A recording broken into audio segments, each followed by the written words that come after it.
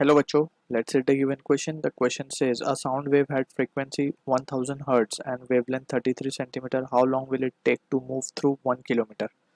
So इस question का जो key concept we need to understand is the concept of relation between या फिर characteristic of wave भी हम इसे बोल सकते हैं.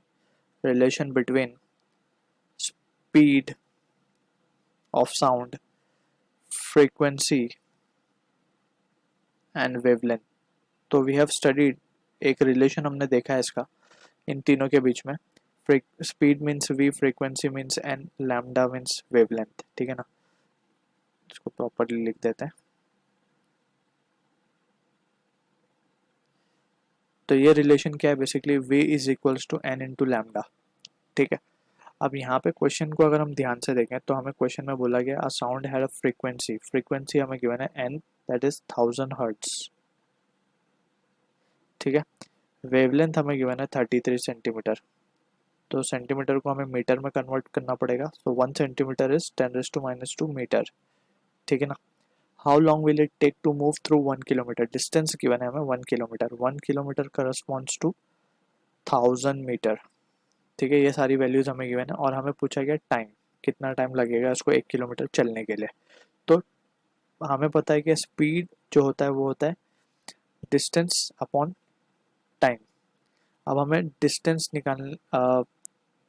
टाइम निकालने के लिए हमें ये फॉर्मूले से हम देख सकते हैं. अगर हमें टाइम कैलकुलेट करना है तो हमें निकालना पड़ेगा speed of sound, that is v हमें कैलकुलेट करना पड़ेगा.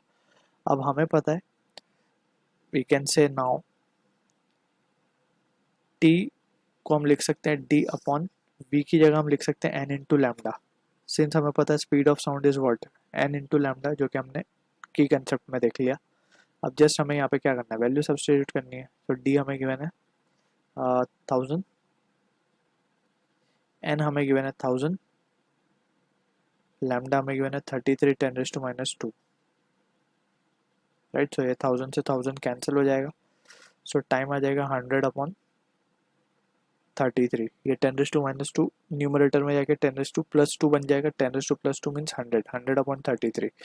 सो this answer comes out to be 3.03 seconds. So this is the answer for the question, यानी कि उसको 3.03 सेकेंड्स लगेंगे 1 किलोमीटर चलने के लिए.